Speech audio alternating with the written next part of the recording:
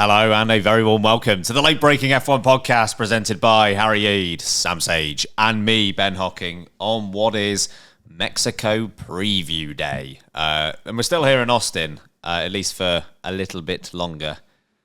I'm going to go cry now. I'm not leaving. I'm not leaving. Thank you, Sergio Perez. You know what? Sergio's onto something. Well, he's correct, because I'm not leaving. I've actually decided to get an American national citizenship, and I will never be leaving. I think they're quite easy to get, actually. Are they? Yeah, they just give them out. Perfect. Should we do that instead of the pod? Yeah, sure. Let's go finish some paperwork. We'll be back later. Sorry all, there's a short one today, but we'll be back for the review probably. Plenty to talk about after a very interesting race at COTA as we look towards Mexico. We've got our under pressure submissions coming up later on, F1 back and forth. We've got a bit of chat on McLaren and Red Bull, bold predictions and pole 1, 2, 3 as well. But let's start with Ferrari because they're the team of the moment. They managed to finish 1-2 at the US, the second time they've achieved that this season. Now attention turns to Mexico to see if they can repeat such an achievement. Charles Leclerc in his career, 8 wins, as far as I'm aware, has never won in back-to-back races. No. Or did he do that to start? Well, technically, yeah, Spa and Monza, were they back-to-back at that point? It's been a while. Let's put it that way. A couple of days. Can he win back-to-back here? Yeah, 100%. The guy can definitely win back-to-back. It looks like, Ben, as you rightly mentioned in our both preview and review recently, that the form book is kind of established, I think, for the rest of the season. Upgrades are going to be few and far between for teams, and if they are bringing upgrades in, they're more likely going to be very minor upgrades. I doubt we're going to see a huge shifting of pace. What's more likely to cause a change in the form is just how comfortable the cars themselves are on each different track. But a lot of tracks are very similar. Mexico, as we already mentioned, is quite similar to COTA, apart from probably the air density, right? Obviously, it's got quite high above sea level, so therefore the engines might function slightly differently. But you go to somewhere like Qatar, Brazil itself has got very similar corner structure. Vegas may be the exception, so that might be where we see a little bit of an outline and result. But for the most part, billiard smooth tracks, we're going to have a lot of similar racing. So in theory, Ferrari, Charles Leclerc, Sainz, who was also excellent at COTA, have every chance to not only win the next Grand Prix, but many more to come. It's going to be exciting into the season. Seems to be one thing that Ferrari have struggled with this year, Harry, is stringing results together every time they've done something mildly encouraging, like Australia, Monaco. Even if you look to Monza, they haven't followed it up with another win. Can they change that here? Well, in theory, you say yes, because based on how the circuit layouts are, Mexico and COTA, are very similar in terms of the structuring of the corners. But I'm just not sure I trust Ferrari enough. That's a fair point, mate. I'm just not sure. Yeah, look, I think there's no doubt they'll be competitive, and I think because of the fact that they were competitive in Singapore but didn't really show it properly, and also in COTA, obviously with the win, that stands them in good stead because they're two very different circuits. If your upgrades work on the two very different circuits, it's a sign that it's working well and not sort of a fluke. So I think for sure they'll be in the mix again this weekend. I know we're going to get onto McLaren, but I suspect McLaren might be back a bit more for Mexico as well. But I won't commit to saying Ferrari are definitely back because I'm not ready to be hurt again, unlike Michael Scott. You get burnt on that one every single time. Exactly. Yes, you have a fair point. Every time you do put faith in Ferrari, they'll do something to prove why you shouldn't have faith in them. They were pretty good at Singapore, even if we didn't see it in the results. They were very good here at COTA. And that might be the difference this time compared to last time. And again, maybe I'm just talking myself into this and I'm going to be incredibly disappointed by what they produced. But, we saw them, Australia take the win, but Verstappen retired very early on. We had Monaco, which was fairly comfortable, but it's an outlier every season. And then we had Monza, which more based on strategic brilliance than it was on outright dominance of the rest of the field. At COTA, at least in the main race, they couldn't be touched, and it wasn't that close either. Leclerc and Sainz had a very good advantage over the rest of the field. The fact that particularly Carlos Sainz, who could pit so early in the Grand Prix and still not come under any pressure whatsoever from Max Verstappen. And even if Lando Norris makes that move earlier on Verstappen, I don't think he's able to challenge him either. When tyre wear either doesn't exist or it doesn't seem like it exists, it often means that the advantage of the winning car, the winning team, is quite good. So even if the others catch up a little bit compared to what we saw in COTA, that won't be enough. I think the tyre wear point is a really fair one to make. It looks like a lot of teams around COTA were struggling with tyre wear issues. Ferrari not being one of them. You just saw that Carlos Sainz is actually still going around the track right now on those hard tyres. He just plainly loves it.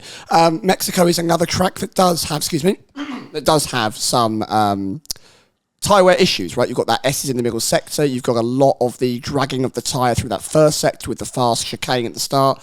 There are going to be tyre wear issues. If Ferrari do have a long-lasting benefit where their tyre wear seems to be more calm, more comfortable, more kind on the tyres that they're using over their rivals, that could be a distinct advantage that they're carrying into the final part of this season. We saw it in the sprint as well, in that I know it's only a third of a Grand Prix, but at the end of the sprint, it was Ferrari who were challenging McLaren. It was Verstappen who had a comfortable lead on the rest, but Ferrari really came alive at the end of that sprint, which is promising. Yeah, it's promising. And it's stark contrast to last year when we were here, where Ferrari seemed to eat up their tyres massively. Attention, I guess, turns not only to Mexico, but also to the rest of the season and what is possible for Ferrari. We alluded to this on our review episode. But given the position they're in, Harry, given how many races that there are left, what can they do? Can they get Red Bull for second in the championship? Or can, as Charles Leclerc says, can they actually compete for titles? I think Red Bull is a very realistic ambition here. The title itself is going to be trickier because generally this year Norris and Piastri have been pretty consistent. Where I think they can get Red Bulls is because of Perez, and if Sainz and Leclerc continue to perform as they have been, and relatively very close to each other for most of the year. It's not many times you go, oh wow, that was a stinker for Sainz or Leclerc, and the other one had a belter. But I think the Red Bull are catchable. I think McLaren, they'd need a bit more luck on their side, but you never know. It could happen. You have things like a Piastri going out in a qualifying session, or a Norris when he went out in Q1 in Baku. These things can happen. So if those opportunities come up, then I wouldn't say it's out of the question. But also depends on Ferrari being Ferrari. And I'm assuming you think the Constructors' Championship is a bit more achievable than Leclerc and the drivers. I'd say so, because we're even saying Norris is difficult to. It's going to be difficult for Norris now to get Verstappen. I just think Verstappen. Do you know what he's done? He's Jenson Button 2009 did. It is starting to feel very 2009. Just clinging on, but just doing enough. More races. Yeah, it's even a harder job. Little fingers are absolutely in pain, hanging on. Yeah, built up such a gap at the start of the year, and now is just clinging on for dear life. So I just think Verstappen is doing a good enough of a job to, unless the next 5 races went disastrously for him, which you'd say would be hard. Even if he had one bad race, I still think he'd be okay. So I think, constructors more realistic than drivers. How do you view both championships for Ferrari and their chances? Yeah, Drivers' Championship first. Leclerc, right, I've been very positive about Leclerc. For me, currently, he's looking like driver of the season. The form has been impeccable. He's been so consistent. But it is an absolute monumental challenge for him right now. If the challenge was a mountain, it would pretty much be Everest at this point. To achieve any form of competition going into the Drivers' Championship, he needs miracles to happen. Currently, he would need to win every single Grand Prix. He needs Norris to finish 4th or below for every single Grand Prix. He needs Max Verstappen to finish 5th and below for every single Grand Prix. Now, of course, the maths behind that can change. Should, I don't know, Norris and Verstappen crash and both DNF? If Ben predicts it, it won't happen. But it does mean that it's going to be incredibly difficult for him to ramp up the points this late into the season. Also, with Max Verstappen doing so well recently, he's looking so hard to catch. If you look at the races since Hungary, Max Verstappen has lost the following points to each driver. 27 points to Lando Norris, only, since Hungary. 26 points to Charles Leclerc, only, since Hungary. And 24 to Piastri. Those are the 3 closest runners. The fact that we've gone nearly 8 or 9 Grand Prix at this point since the Hungarian Grand Prix, of course, the race where Max Verstappen crashed into Lewis Hamilton. And he's only dropped 1 race win in terms of points for all of those Grand Prix in a car that has not been the winning car since that point. Crikey, the kid's absolutely defending like an absolute champion. He is really earning his money right now. In terms of the constructors, on the other hand, I do think it's actually quite plausible. Red Bull, I think, are actually a gimme. If they don't get Red Bull with the current form and the way both Sainz and Leclerc are performing, while Red Bull have got one hand tied behind their back with Perez's form, I do think they'll come away quite disappointed. Norris and Piastri and that McLaren are very much the outlier here. It depends on how well that McLaren is going to perform for the rest of the season. If they've got their Zandvoort level form, it's going to be a real task. It really is going to be difficult. But if they turn up and they perform how they did in Kota, seeming to be quite far off the Ferrari pace, battling with Verstappen, maybe finishing around 3rd, 4th, 5th on the regular while Ferrari can capitalise, that gap will come down quite quickly. They gained over 20 points at Kota. They do that again in the next 2 Grand Prix. There's less than 10 points to play with for the final 3 races of the season. The Constructors isn't completely out of the question. I think with the Drivers' Championship, I respect what Charles Leclerc is saying in terms of how they need to just attack it and go for the titles, because what else are you going to do? That is the point of the sport. That's why you are there, to try and go after wins. So if they have the possibility to win some more races and challenge for that title, great. I have to say, Drivers' Championship, I'm calling it. It's over. You think Max is going to get wrapped up? It is done after Kota. Which means, of course, Lando Norris, congratulations on the Drivers' Championship. Oh, imagine. Not over yet. Was that the klaxons? But it is. Klaxons, I disagree with you. It is over. It is over. It is over now. I just... The sequel. The least catchy version of that song ever. I'll stick to the original, thanks. I think it's done. And, you say, Harry, that he can afford a disastrous result. Yeah, he can retire and Lando Norris can win, and it'd still be a whole race win and more away from him. So I think it's just got to the point now where unless something really catastrophic happened, which, let's face it, hasn't been what Red Bull have done over the last few years, I think it's probably done. But the Constructors' Championship, I think it could be very intriguing indeed. So I think there's 4 points now between Red Bull and Ferrari. And if you're Red Bull, you would just be praying that at Kota we saw Verstappen was obviously a lot better than his teammate Sergio Perez, but Verstappen had upgrades where Perez didn't. They've got to hope that when they get to Mexico and Perez does have those upgrades, I don't think we're all expecting that he'll be on the back of Verstappen, but he's got to be more in that fight if they want to stand a chance of getting second. I don't know. He's got tyres to contend with. The upgrades aren't coming to the tyres. Maybe they are. Maybe it's new tyres. New rubber.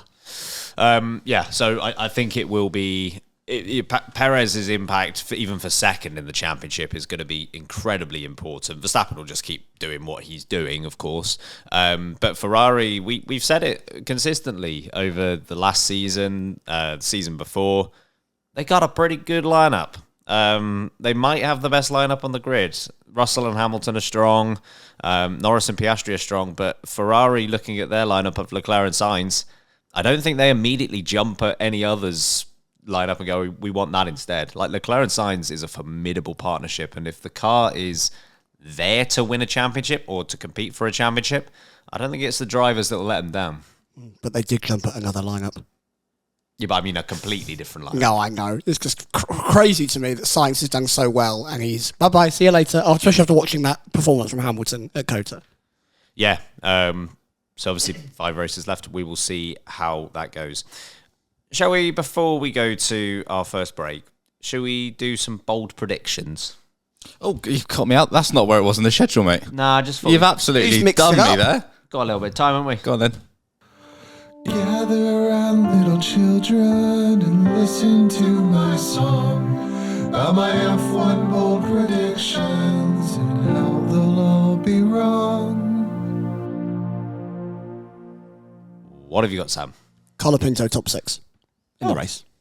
Spicy, that. Yes, spicy indeed. Spicy Colapinto. Obviously, he's got so much. He's rizzed me up. Absolutely I've fallen for him. He's rizzed me up. Mine's very similar. I've gone both Williams top 8. I love that. I can get on board with that because in theory, that means that I might have a chance of being right. Yeah. I don't like mine anymore. That also means I will be wrong because Ben's always wrong. Damn right. What have you got? I'm doubling. No. He's back again. No. Doubling down from a year ago. Right. Played the long game. Sergio Perez is going to win his home Grand Prix. Is he going to last longer than a lap? Let's hope so. To be right, yes. Yes. You'll need to have He didn't last longer than the first corner last year. So at least get to turn 3 this time. We've all been there. Okay, so I'm believing in Williams, you're believing in Colapinto, and you're believing in Sergio Perez. Those upgrades, man, they're going to work. Yep, tyre upgrades. Can't wait for him to have great tyres.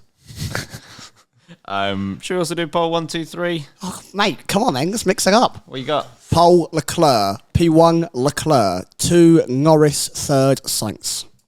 Yeah, same. Oh, God.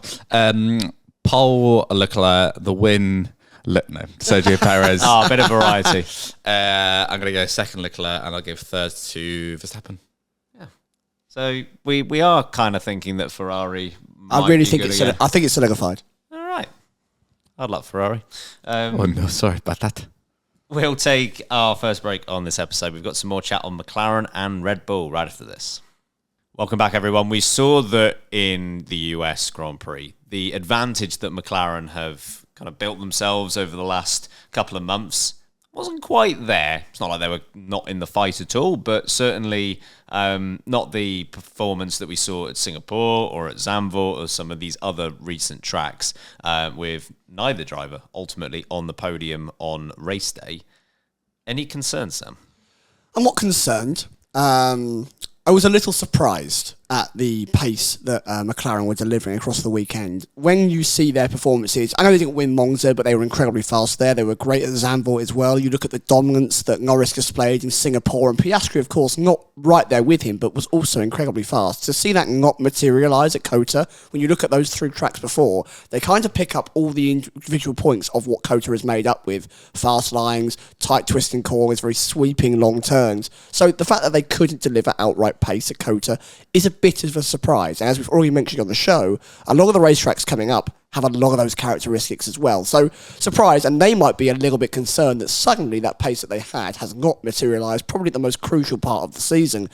Norris, on the other hand, I think he's got that fight in him still. I think he still believes, I know he's not come out saying it publicly, I think he still believes there's a chance. It's going to be a push for him. It's going to be a stretch. But I do think Piastri is so willing to play ball. If anything happens where Piastri needs to get involved and hold up Verstappen or make a late move or do something alternate to ensure that Norris has the advantage, I think Piastri will be the team player, and I think he will allow him to do that. Constructors, I think, is pretty much going to go their way. As I've already mentioned, Red Bull aren't really the threat anymore. It is seemingly Ferrari that they need to watch out for, but the gap is large. Things have got to go Ferrari's way for that to happen. So it's looking like a case of constructors, yes. Drivers, doesn't feel too good, but it's a possibility. Any concerns, Harry? Obviously still in the mix in COTA, but not leading the way.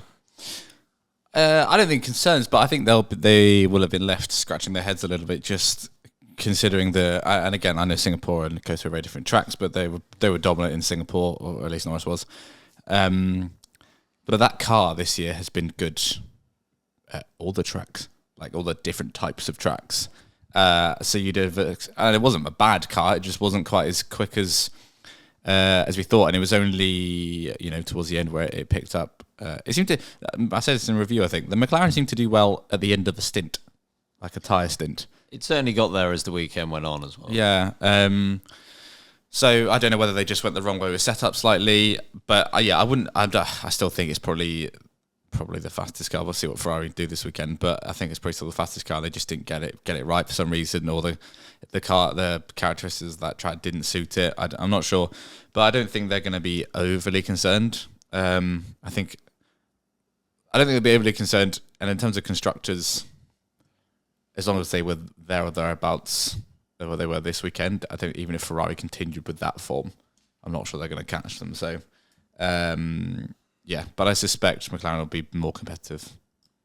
It was a little bit of a surprise to see the advantage they had disappear on the rest of the field at COTA. I guess they didn't deal with the 4-year wait as well as Ferrari did. But even so, they were in the mix, and it wouldn't take a miracle to get them back to the front. They were, and you've always got to be careful with representatives of drivers and teams, because they will often downplay their own expectations and how good their car is. But Zach Brown was surprised. He wasn't surprised he was surprised at how well they qualified. I think he was looking at the third row of the grid as being where he thought they were, behind the likes of Ferrari, obviously, but also Red Bull. I think he thought they were third in the pecking order, which I think as the race unfolded, that wasn't quite the case. Based on the pressure that Norris was putting on Verstappen, and Piastri obviously wasn't far off that fight either.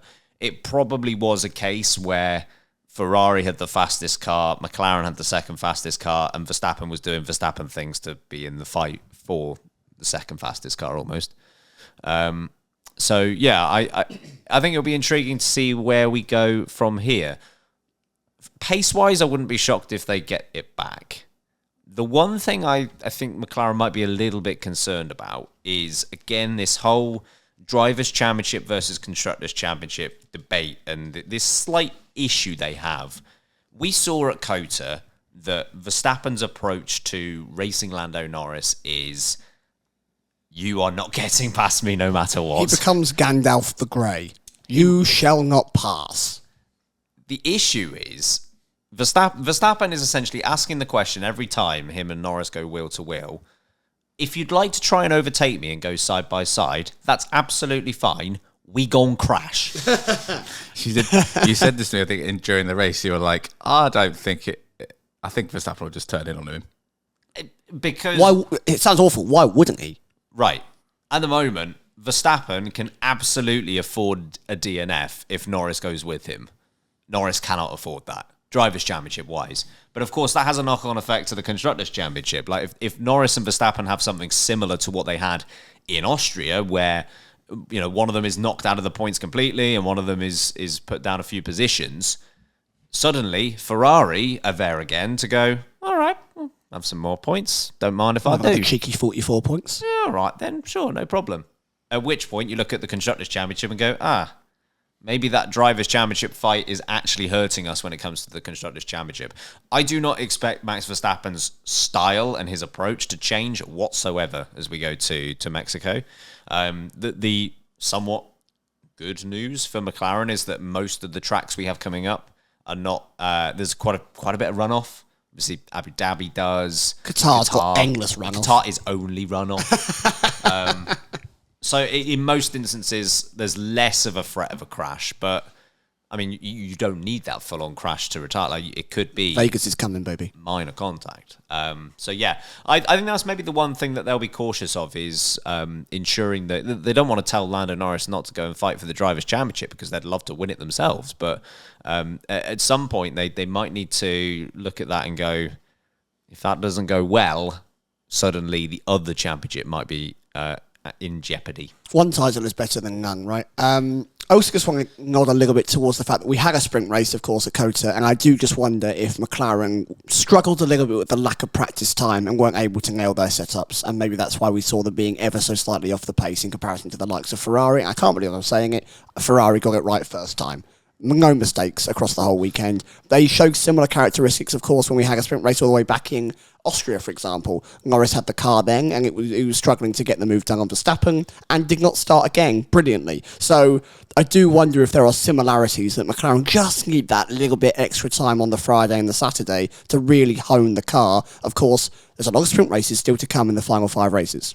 Well, speaking of, with those 2 extra sprint races that are on the calendar, we know that McLaren might have been slow to start this weekend, but in particular, Oscar Piastri was, in that he got knocked out in SQ1. That essentially derailed what he could achieve in the sprint. He did make some progress, but still didn't score any points. I don't want to say, are you worried about Piastri, Harry, but like, how important is Piastri's form versus Norris in winning that title? I think it is, and when I was saying about Ferrari challenging for constructors, they'd need those sorts of things to happen for them to catch up. But for McLaren, they need those sorts of things not to happen to stay in the lead. And that's pretty safe to say that was an anomaly for Piastri versus Norris this year. It doesn't happen very often, but they can't afford for that to keep happening. And again, luckily it was in the sprint one, and I know there are points for the sprint, but it was minimal, the damage in terms of what McLaren might have lost out on points wise. So that's a good thing. They can't afford for one of their drivers to not be there. But I don't think, based on the rest of this year, I wouldn't say that McLaren are worried about that one. I think Piastri's probably going to be out there with Norris for most of the time. Yeah, we saw just a couple of races ago, of course, that Piastri won at Baku, but he's had a difficult couple of races since. Yeah, the form is not in his favour right now. I just keep forgetting that he's only in his second season. He's only done about 40 races in total in a Formula One car. And so the fact that he's won a couple of times already, of course, he got his first sprint win this time last year, essentially, when we went to Qatar. The kid is a quick learner. We said so many times how he's always got to improve on his tyre management, his race management. He's got to make sure that he's qualifying right there. Every single time we almost set him a little objective. We think about a race, he seems to tick it off. He seems to move on. He seems to move past it. So, yeah, it was not great that he's had a couple of races where the form book has been lower. And when we say lower, Singapore, he finished third place. He was just not on the same level as what Norris was able to deliver. But Kota was a slightly worrying factor. Never looked like he was threatening the podium. Qualifying in both sessions, nowhere really near his teammate. It was probably the first time in a while that we've seen a bit of a gulf in pace between those two McLaren teammates. But I do think Piastri will learn from it. He'll bounce back, and I'm very sure that he'll have a strong end to the season. He's already shown that throughout the current season, that he is so consistent. Over those eight races from Spain to Singapore, he scored the most points of any F1 driver, which is no small feat in comparison to who he's up against in Leclerc, in Verstappen, in Norris. So he's already challenging with the best. He will continue to learn and to grow. He's still so early in his career. I think he's not the worst person to have in your second car when you're trying to currently defend your league in the constructors and aid your teammate in the drivers. He seems like a great asset to me. I wouldn't be too worried. What about Red Bull? So their chances for this weekend. We saw at COTA they were very strong early in the weekend. We had Verstappen quite competitive in the practice session. Of course, he then went on to get pole and win the sprint. But as we got into race trim, it did seem as if they were still a step behind, definitely Ferrari and seemingly McLaren as well. Their chances for this weekend, Harry? Like, are they in a good spot? Really good. Perez is winning. Well, oh yeah, Harry loves Red Bull right now. Forgot about that. You'd say the upgrades were working for Verstappen, so at least in comparison to where they've been in the last few races. For them, the problem is for them, just being in the mix isn't going to be enough to claw back the constructors. Being in the mix will be enough for Verstappen to win the drivers, but I think they need to be back where they were in terms of having the fastest car to overhaul McLaren now. So I think they'll be competitive. Obviously, I think Perez is going to win, but I just, for the remainder of the season, even if the performance remains as it is, which was much better, I think, versus where they have been for in recent times, I just don't think it's going to be enough. Without any misfortune for McLaren, I don't think it's been enough for Red Bull to overhaul them. What do you think, Sam? Because we've seen some recent races, Monza immediately springs to mind, where they were far worse off than what we saw here in COTA, but equally, maybe the race wasn't as encouraging as the early part of the weekend was. So positive or negative? You have to go positive. COTA went well for them, even with Perez being knocked out early in sprint qualifying and then having his lap deleted in main qualifying, meaning he had to essentially drive behind the sister car of Tsunoda for what felt like 90% of the entire weekend, and then obviously got beaten by Russell. But Mexico is a happy hunting ground for Red Bull, more often than not. They win here a lot. Daniel Ricciardo was very successful here. Max Verstappen has become very successful here. It feels like they go well. They seem to like the thinner air. The engine seems to respond well to it. The aerodynamics like it a lot. So I think out of all the tracks that we've got left, Mexico might be their best opportunity to secure a very strong victory. The issue is, it's too little too late. I don't think they're clawing back this Constructors' Championship off McLaren. And you know what? I hate to bring it up, because Sergio Perez was actually delivering consistent and strong results throughout the rest of the season, and he was not 200 points away from his teammate at this point in the season. They'd be running away with this with a strong lead. If Perez was even third in the title and had 80 points less than what Verstappen does, they'd still be about 50 points clear of McLaren right now. The lead would still be defendable. They'd still be winning both titles. But having a second driver who can't get past 8 in the Drivers' Championship, it's really poor, and that's the reason they're losing this. Verstappen is doing everything he can. I know that so many people, including us, don't agree with the driving style, and we don't love the rules, but Verstappen is throwing his car at every corner to make sure he keeps every place he can, and I think he'll do the same in Mexico. I think the upgrades will work relatively well. We saw that they were all right for Max and Cota. I'm sure Perez will have a good time of it. It's just not enough. It's just too little too late. You've got one driver throwing the absolute fridge at the championship. The other one hasn't gotten off the sofa. It's just not going to work for them. Yeah, I think, like I said earlier, the sprint race was impressive from Verstappen, the way in which he was able to manage the gap to the Ferraris and the McLaren behind. But I think then the race proved that a lot of it was Ferrari battling themselves, trying to get past Lando Norris. If that isn't the case, they probably have the pace to attack Verstappen and probably get past. Lando Norris was able to, quote unquote, do it, even if it cost him a 5-second penalty.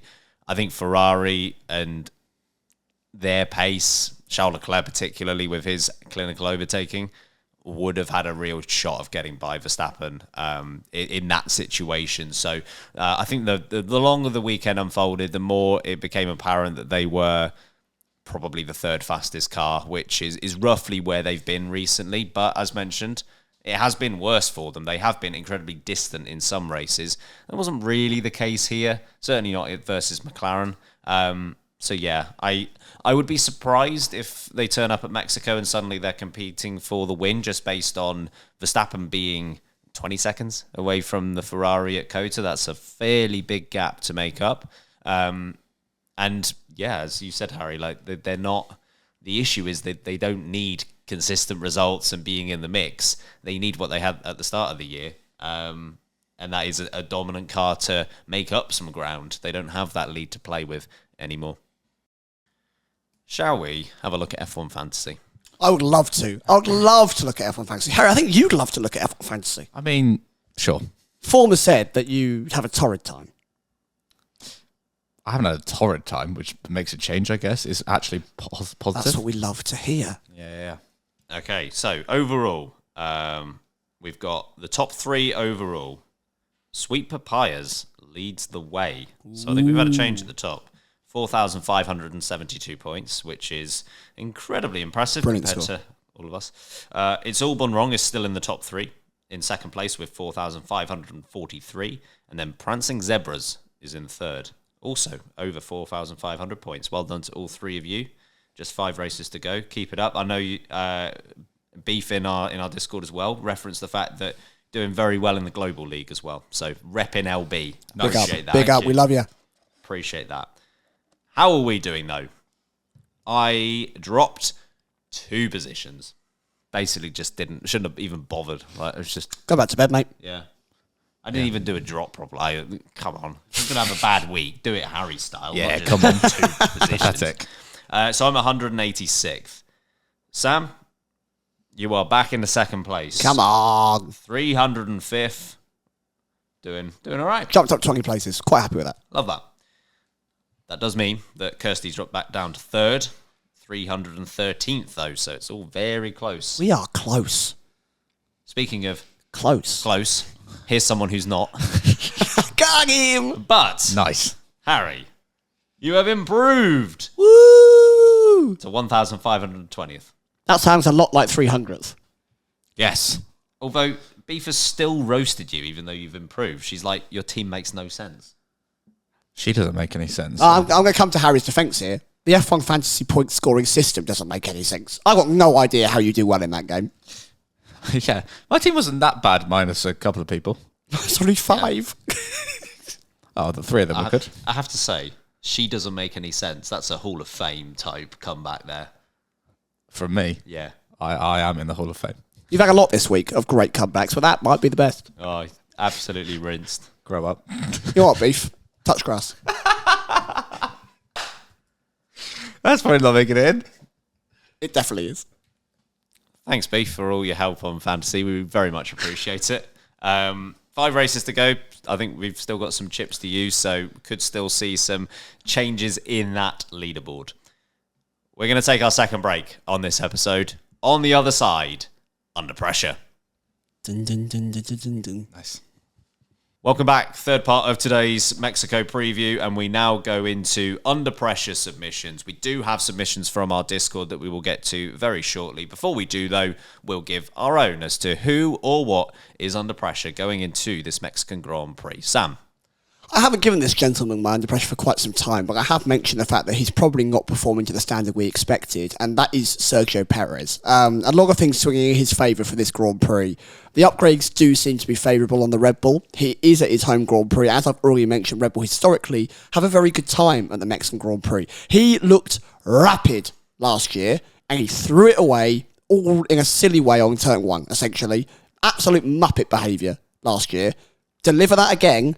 I genuinely think that if you don't crash, Harry Eads' bold prediction, there's a chance. There is a chance it might be correct. So, Sergio Perez, come on, do your best Baku. Just pretend you're driving around Baku, and you'll be fine. Who is under pressure, Harry? It's an obvious one. I've been said a lot lately, but I'm going Alex Albon. Oh, It's a fair call out, I think. I was trying not to believe the hype too much around the Riz. You got been rizzed. I've now been rizzed. We've been rizzed. Around Colapinto and his performances versus Albon, but yeah, Kota was not good, and he needs to. I think Albon's got the talent to do it. But he needs to nip this in the bud now.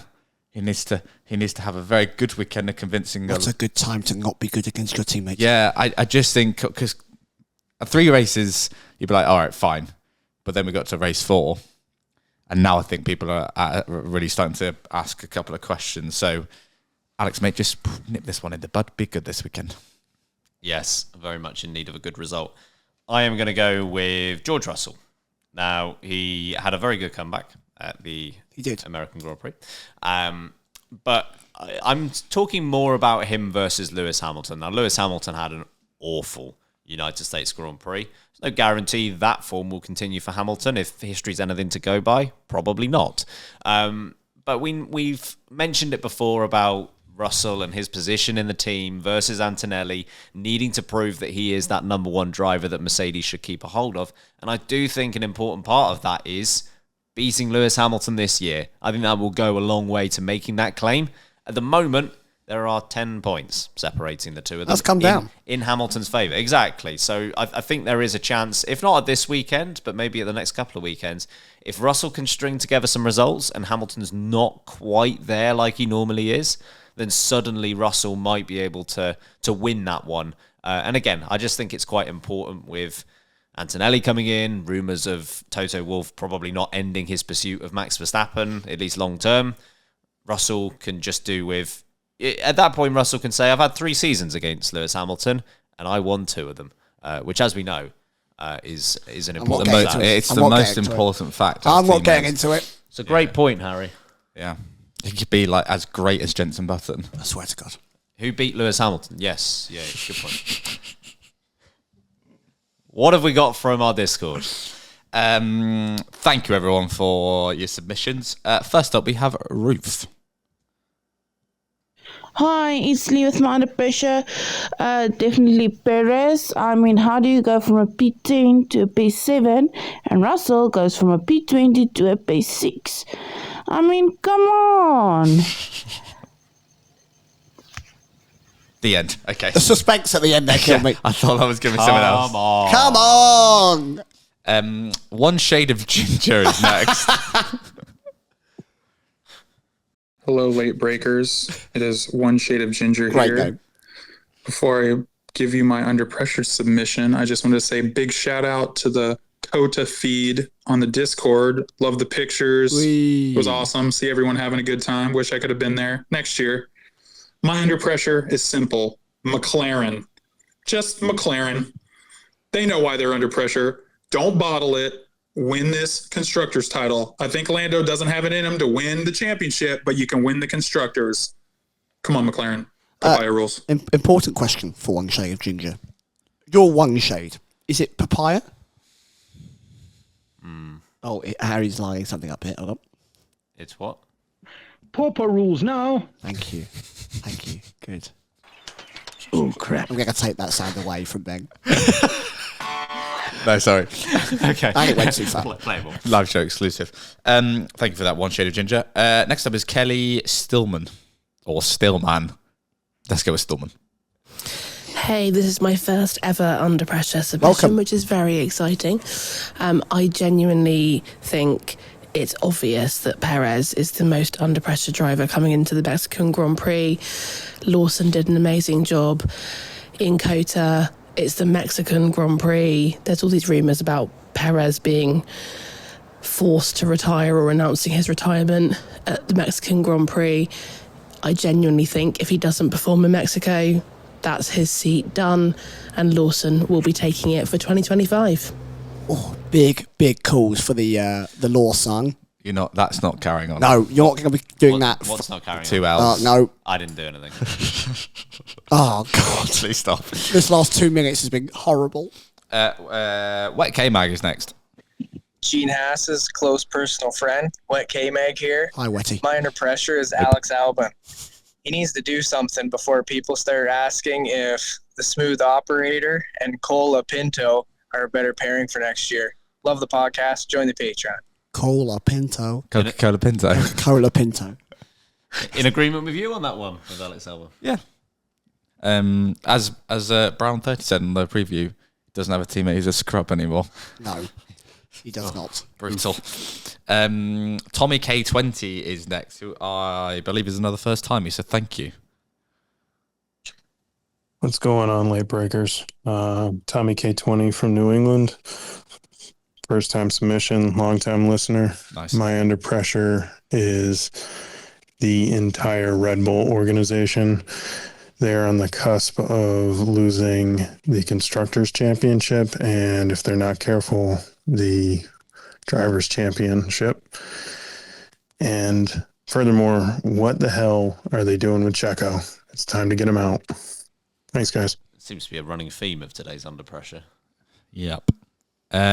Big American Daddy's next. Bad.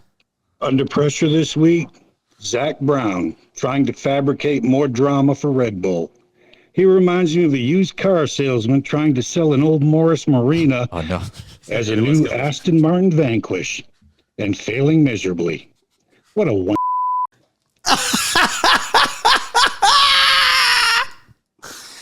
That would have been bleeped. Yep.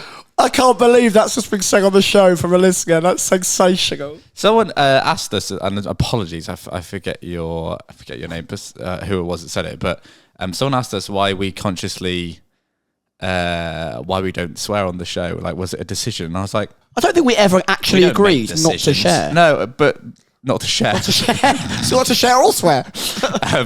Yeah, I don't know. I just thought that made me remind me. Share a bit. Oh, what's another? Oh, God. Another one for Kirsty to bleep. At least they hear each other. A great submission. Thank you, Big American Daddy. Nick the Quick is next. Heifeld. What's up, late breakers? It's Nick the Quick, under pressure for this weekend and probably for the rest of the year. Yuki Tsunoda, old Liam Lightning McQueen Lawson looking pretty good in the V-Carb. And Yuki's got to step his game up or else he's going to be a lifelong minority driver because the Red Bull seat's not looking likely. Anyway, something to watch. Keep breaking late. It's his favourite thing, isn't it? This is important. Yeah. Have you seen Lightning McQueen with Liam Lawson's face and mouth? Yes. Photoshopped to stretch into Lightning McQueen's It might be face. the creepiest thing I've seen. In Lawson McQueen. We have Goofers next. Hello, my late-breaking friends. It's Goofers from Belgium. Most under pressure for Mexico is Lando Norris to see if he has what it takes to become a world champion after being schooled at COTA by Verstappen. And also good luck to Checo on his last race of his career. Keep breaking late. Oh, Lord. Goofers. Oh, my word. This is a roast. I didn't know you were an undertaker. You just buried a man. Finally, we've got beef. Oh, hello. Hello, hope you're all well. Feels like ages since I spoke to you all. Not really much to update you all on my life. Well, there is, but it's not pod appropriate. No, but Oh, God. genuinely, beef. I made some really good dinners recently. Get on with it, Made babe. a lovely Greek chicken. It was stunning. Under pressure is Perez because Red Bull can't come third in the constructors, can they? Okay, bye. Yes, Bit they of Greek, can. Bit of Greek chicken. Yeah. Greek chicken beef. Gricken. Not safe for work beef. Not safe for pod. Thank you, everyone. That will do it. Thank you for all that submitted. We didn't get through all of them, but appreciate y'all. They all get a listen by us off air, by the way, so we do get to hear what you say. So thank you for submitting them. Us is doing a lot of heavy lifting there. Yeah. Kursky is an unreal 10 out of 10 producer. The royal us. She is the royal us. Yes, thank you very much indeed to all of those submitters. We'll move on to our next topic, which we briefly mentioned as part of our US preview last week, but didn't give it a whole lot of attention. So wanted to revisit some of the changes that are coming in from the FIA. The one that we did talk about briefly last week was the fastest lap bonus point being removed for next season. So I wanted to mention the other major change, and then we'll talk about the fastest lap again in a little bit. The other major change is that whereas this season right now, we have rookie drivers who stand in for all other non-rookie drivers, if that makes sense, for at least one practice session across the year. That number is increasing to 2. Sam, good idea? I mean, yeah, but it really is the smallest amount of extra track time that they could be given. I mean, obviously, this doesn't mean that the teams have to only do 2 and stop at 2. You know, you can give a rookie driver one practice session every single race weekend if you really wanted to. Be bold, but you really could do that. And in the case maybe for someone like Haas, it would make sense to put Ollie Behrman in the car for one practice session for every single race weekend for the rest of the season. Because, sorry, Magnussen, it's not like you're really going to be delivering much next year for them. But, getting a rookie in is always good. Getting them more comfortable with the car, understanding how a Formula 1 car works, allowing them to, when they do eventually get into a race day, they feel very relaxed. Although I do think the stigma that rookies need time is starting to evaporate with how well the likes of Piastri, Behrman, Colapinto have done over the last season or so. But, hey, doing things more regularly makes you better at them more often than not. So I'm all for it. I would like to see more. I do think there should be more opportunities for young drivers, but it's a step in the right direction. What do you think, Harry? Should they have stopped at 2? I think it's a good idea. Like you say, Sam, there's a case to be made that they don't need a load of time now. If you're good enough, you're going to be like Piastri or Colapinto, Lawson, Sargent. And oh no, come on, that's too soon, mate. If we're playing the odd one out, whatever game we play, where you have to pick the wrong one. Yeah, Colapinto. If you're good enough, you'll pick it up. And so, I wouldn't start handing out loads and loads and loads of practice sessions, but 2 seems like a good amount for the year. So, and given the limited time that they have in an F1 car at the moment, is good. Especially when you see sometimes when a rookie gets a practice session. I'm sure it's like Jack doing this year. He had an Alpine practice session and basically the car didn't work and he did no laps at all. So yeah. If you get one of those situations, and that's like 1 gone already. So upping it to 2 feels like a sensible thing to do.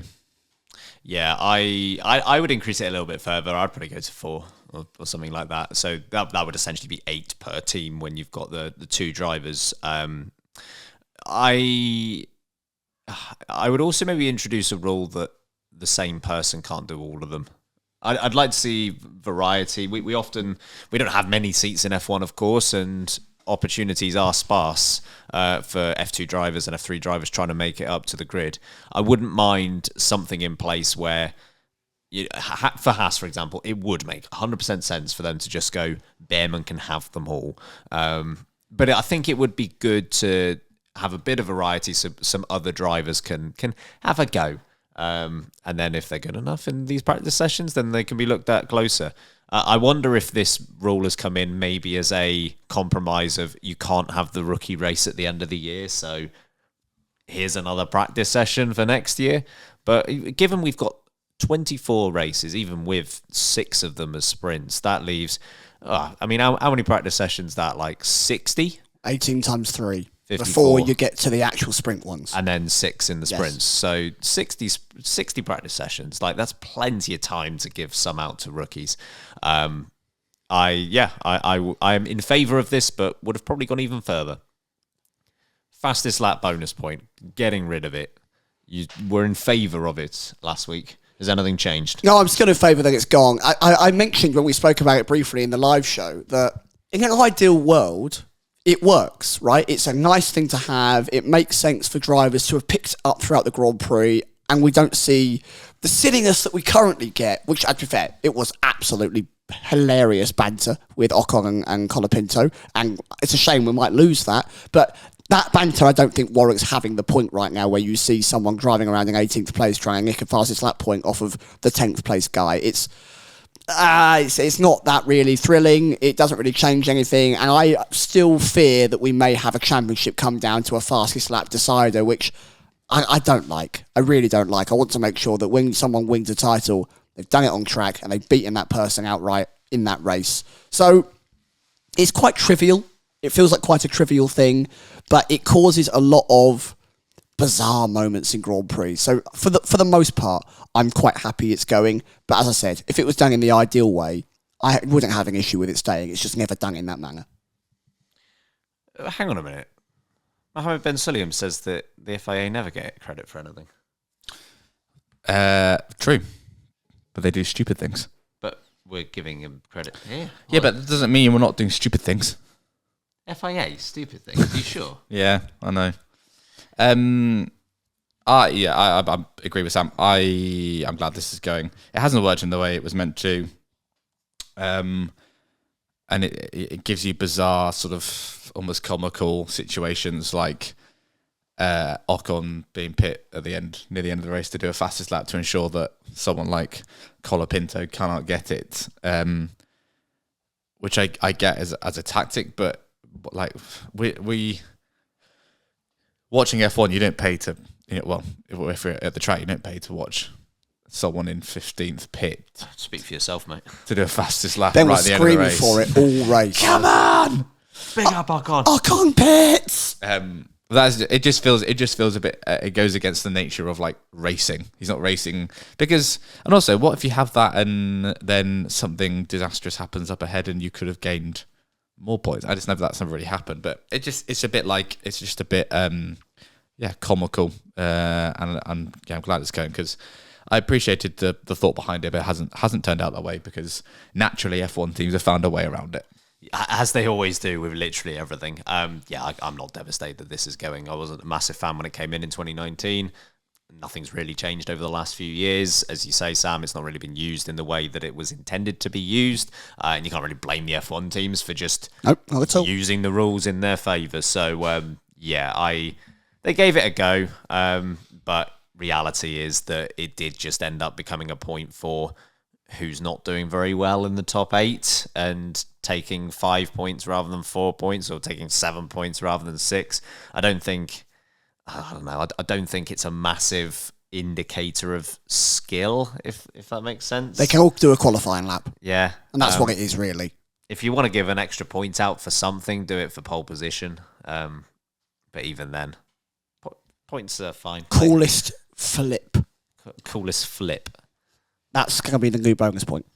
The Porsche Super Cup. That was a great flip. I'm glad they're okay, but it was really cool. Did a proper flip. They get a point from me.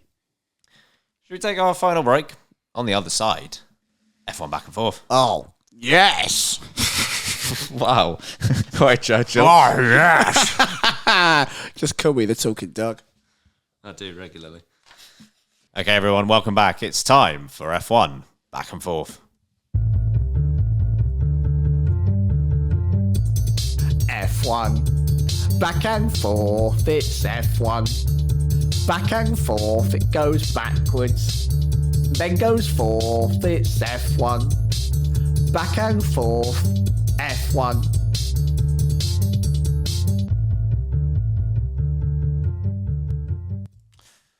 I'll give you a strike each today.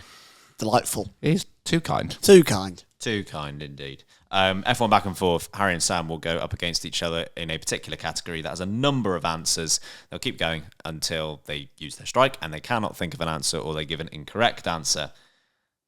Today's category, I'd like you to name the top 20 F1 racers who have done the most Grand Prix, excluding world champions. Crikey. Goodness me. Okay. I'm too tired for this. Let's get this over and done with. Okay. Harry. Oh, why did he get to go first? I don't know, he's on my left. Most races. I hate my right. Yeah, most races. Okay. Rubens Barrichello. Damn it. He's gone straight to the top of the list. 323 races. No one has done more races and not won a world championship. How many are there? Sorry? 20. Oh, God. A whole grid. I will choose... Oh, I literally had someone in... Oh, Nico Hulkenberg.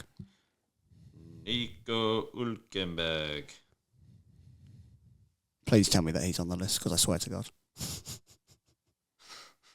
Oh, no. Can you not read it, or can you not find it? I can't find it. Oh. I know it's got to be a right answer. Well, but maybe it doesn't. Oh, I'm sorry, I've put Hulk and I'm looking for the whole word. Okay. Yeah, 221. Thank Christ for that. Middle of the list. Sergio Perez. Yes. Sergio Perez. He is second on the list with 275. Valtteri Bottas. Valtteri Bottas. Correct answer. 240 races. Daniel Ricciardo. Daniel Ricciardo is a correct answer. He is fourth on the list with 257. Mark Webber. Mark Webber. Another correct answer. 215 races. Felipe Massa. Felipe Massa. Third on the list. 269 races. Ooh. Oh, crap. I had one in mind as well. That's annoying that I forgot. Nick Heidfeld. Quick Nick is on the list. 183 races. He's fourth from the bottom. Okay, thank you. Jarno Trulli. Of course he's there. Of course he's there. 252 races. Carlos Sainz. 200 races exactly. To be fair, it could be 201. I did do this before. Right, USGP. sure. So that might be one out, but Is he on the list? He is on. That's all I care about. All right. Ralf Schumacher. He is on the list. He's 180, so towards the bottom, but he is on the list. 180. Oh, 180. Okay. Having to start to really use my brain. Kevin Magnussen. Just about, yes. I've also got him down as 180, but it might be 181. Have we hit the bottom of the list now? Is that it? No, there's one below Kevin Magnussen. Is Jean Alesi on the list? Yes. Oh, good call. 201 races. Going nicely here. You've got another 7 answers. DC. DC, of course he's on the list. 246. A crying shame. He's on the list. Yeah. Should have been a world champion. He should have been a world champion. Riccardo Patrese. Riccardo Patrese is a correct answer. 256. He was in 5th place on the list. Sam. Giancarlo Fisichella. Fisichella. That's the top half of the list is now gone. 229 races. Oh no, I don't have any left. Oh no. I've looked in my pockets. Nothing there. I've come up empty. They're empty.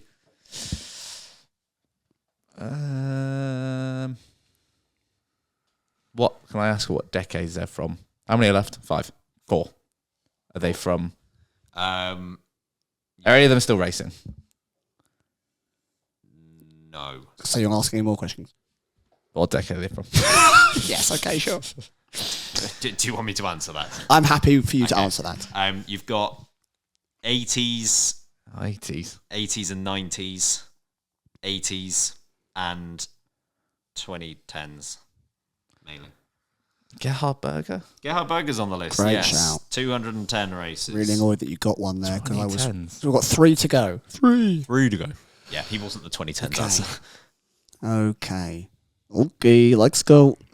Let's go. Okay, let's go. Who is the... Sorry, everyone, that's atrocious.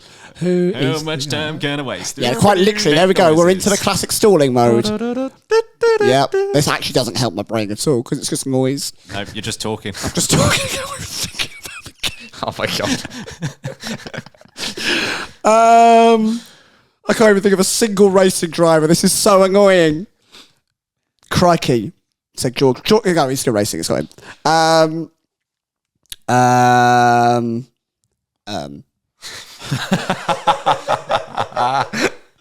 His pen's going across the room. Grosjean. It's not, but I just can't think of a driver. Yeah, Grosjean's correct. Come on! He is the last name on the list. 179 races. 2 more answers. Can you find either of them? I'm going to say no. From the 90s or the 80s? One of each. One of each. I think they both might have just raced in the 90s. Yeah, I think they're both just about... They're, I think, more known for the 80s, though. More known for the 80s. Sweet. Sweet as a nut, mate. Yeah. More known for the 80s. Oh, I don't know. Where's the light bulb? It's coming. I haven't turned it on. It's coming. Bing! Takes about 30 seconds to warm up. I don't know. I can't think of any driver that's ever existed. Do you know what's rogue? What? It's got nothing to do with Formula 1, but I've got the name Nigel Rio Coca in my head. Is that a correct answer? Nigel Rio Coca? Yeah, How I on know. earth has he got a shout on this podcast? That is rogue. Goodness me. You know, you just got to get it out. I can just say it. Nigel Rio Coca. I genuinely have no answers. No, I'll bail because I cannot think of anyone that's not a champion. Johnny Herbert? No. Oh, okay, I'll take it. That's my loss. Oh, go on, mate. Brundle. No. Sugar. Who we got then? We'll take it. That's a strike each. We'll take it. Brundle was 25th on the list, so he was a near miss. The 2 that you didn't get, good old AC, Andrea Cesaris. Good. Sure. And Michele Alboreto was the other one. I'm quite happy with that. We did all right there. Yeah, Herbert, to be fair, Herbert was a near miss as well. Herbert. He was 23rd on the list, so Jacques Lafitte, Boutsen, Herbert, Lance Stroll. Thank God I didn't say any of these names. Thank God they weren't on the list. Panis and Frentzen, they were all close. So many names that are hard to pronounce coming up. 18 out of 20, though. That's pretty good going. Well done. Well done, Harry Reid. Well done, Sammy Sage. Thank you, mate. I've got to be honest, I love this next segment, but it doesn't quite slap the same way without a live audience. I don't think it ever will. Never will. But it is still the greatest segment in all of podcasting. It is the LB question of the week.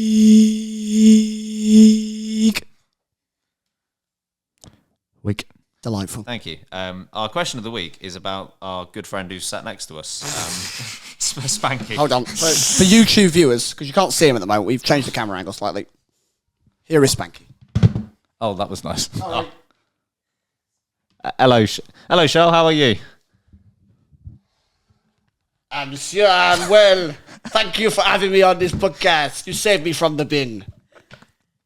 Just to check, do you know who Charles Leclerc is? I'm not Charles Leclerc. I am Charles Lemaitre. This is the worst thing we've ever done.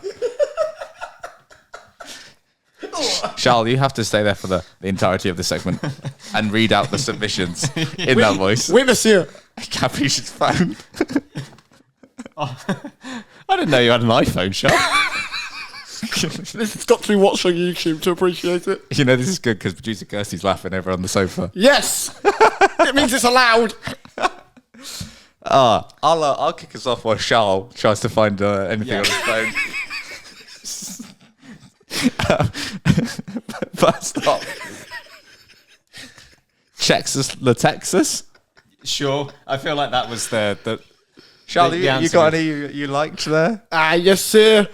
I love the joke you have on the show. Northern. Where's he from now? Geordie Leclerc. You have a great joke from Tamar. Oh, God. Bonjour, monsieur. I have to go back to French. There we go. No, it's got over again. Famed South African motorsport enthusiast Papa Rules. Oh yes, Papa Rules now. It's a great joke.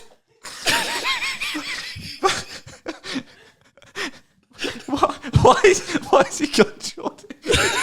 Because Matthew Ponga brought up Alan Shearer. So Shearer, up the two. Callie's gone with global, which I think is a very good answer. Excellent shout. I'm absolutely lost. Should we? Is this a good time to bring up the thing? What's the thing, Ben? Monsieur, what is the thing? The ongoing, recurring thing. Oh, yes. Yeah, please, can we? What's happening here? CNC machinist. Or machinist. Machinist. Why are you counting us down? And what is it? What's going to happen at the end? Every single question of the week. We've avoided saying this for a while. You just say a number and it's less than the number before, and I'm really worried you're going to kill us. Christ! So I was real concerned. Jesus Christ! I thought we might get a little gift or something. No, I'm worried. I'd like to know. Why are you counting down? Goodness me. 3,290, by the way, is where the countdown's at the moment. It's a long countdown, but it doesn't actually go down in ones. That's the problem. Shout out to this one. I can't see this name. Endrine Bolt that said Girthy McSausages. Oh. Hello, Gerfy. You all right? Hello, my name is Gerfy. I'm a thick boy. Bob. I don't like Bob. Barry Killeran. Pumpernickel von Gammon. That's a great one. That's might be the best one. Although this one from Norm. And his name, John Cena. My time is up. My time is Did we now, mention, now. because you've already said it, but Grey Primordial... I can't even say this. Grey Primordial Soup said Spanky. Yeah. We kind of adopted Spanky over the last day, haven't we? It's kind of happened already. What the Filling has said it's producer Kirsty. Sorry. Producer Christy. Oh, yeah. America can't get Kirsty's Or name. Cassie. Right. Spelling, eh? Yeah, apparently you can't do my name either, because I've been called Eric and Terry. Terry is hilarious, by the way. Terry's so good. Right, Terry. Hello, Terry. Right, Tazzer? Do you have an uncle called Terry? Because you scream of someone who has an uncle called Terry. Yes, I do. Uncle Tez. Oh, that's great. Okay. Uncle Terry. Any other answers? Honestly, I've lost the plot having to hold this up and talk with the stupid Geordie accent, so I don't know. I'm really hot, so I can't go on. Yeah, let's end it here. Thank you very much to all those answers. A very visual question of the week. We also need to check out our Airbnb in 8 minutes. Yes, we need to check out of our Airbnb. Come on, Spanky. We're going home. Spanky can go back to his beans. It's being held up by a can of chili, everyone. What a beans legend. Right. It's the worst joke we've ever said, and it was on Power Rankings, so no one gets it. Get us out of this, son. Folks, thanks for listening. It's been chaotic. We've had a great time here out in the States, but we will be back, unfortunately, in the UK from the Mexican review, where things will go back to normal. You'll have a qualifying review and a race review, and Power Rankings will be back to standard on Monday as well. Thank you for your support while we've been out here. We've had an amazing time. Join the Patreon. If we do another live show, that's where you get first access to tickets, and there are many other great benefits that come across each month from having Patreon access. Join the Discord, follow us on social Late Breaking F1. If you want to see any of the carnage that just ensued, then make sure you follow us on YouTube as well, Late Breaking F1. I think that's everything. We've had a lovely time. In the meantime, I've been Samuel Sage. I've been Ben Hocking. And I've been Spanky. And remember, keep breaking late. Au revoir, monsieur! Go Gators.